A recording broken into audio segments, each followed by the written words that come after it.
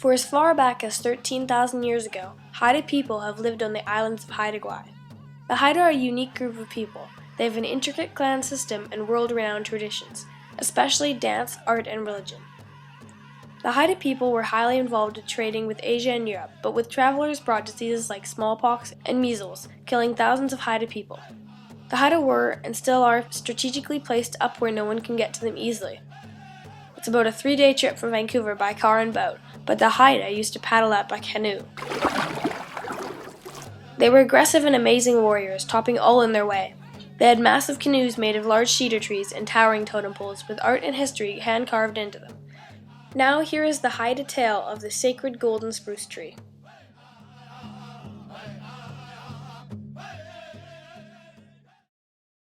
Yes, my people have a tale about this golden tree that used to stand out among the rest. It was said to be a warning and a reminder of disrespectful ways against the land that nurtures them, raises them, and gives them bountiful food when necessary. My tale of this mythical being starts in a village like any other.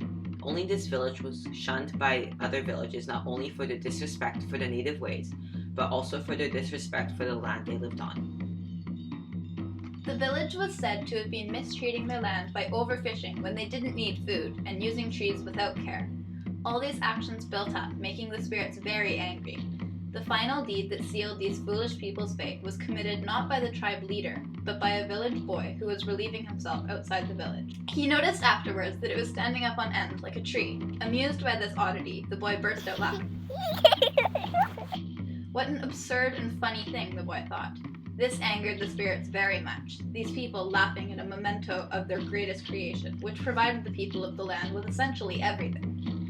The spirits sent forth a treacherous and frigid snowstorm that killed much of the village. At last there were only 2 people left, the boy and his grandfather. The grandfather, being wise, told the boy that they must leave the village immediately and not look back, for if the boy looked back at the village, a curse would be placed on him, allowing generations of other people to look at him and laugh at how foolish he was.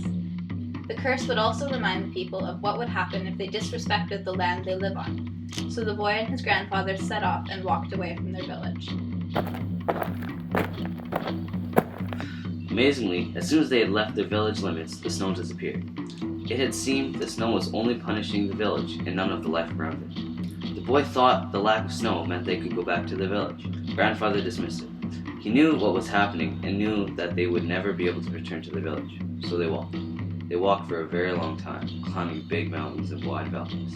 Then one day they came across a stream filled with surprisingly large salmon, which flailed and jumped out of the stream. Seeing these fish made the boy think of his fishing gear left at his village. He longed for it, making him wish he had just one moment to grab it, so that he could catch one of these marvelous fish he was seeing. Disobeying his grandfather's commands, the boy took one glance over his shoulder, back at his long ago diminished village.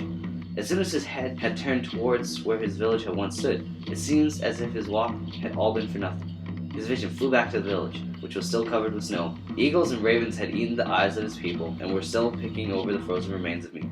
Not a moment after this vision, the boy's feet grew into the ground, rooting him to place. He was transformed into a tree. He cried for help from his grandfather, but he could do nothing. The grandfather reminded him that he should not have looked back. He then told the boy that many generations of Haida people would come and look at what had become of him, reminding them to respect the land and give great sacrifice to please it. He left his grandson rooted to the spot, turned to a tree with golden-colored branches. This is my tribe's tale of the golden tree, passed down from generations originating from the grandfather in the story. That grandfather is the ancestor of my people. In January 1997, the golden spruce was destroyed at the hands of Grant Hadwin. The destruction of this sacred being had a devastating effect on our people, and the tree we once worshipped is still mourned to this day.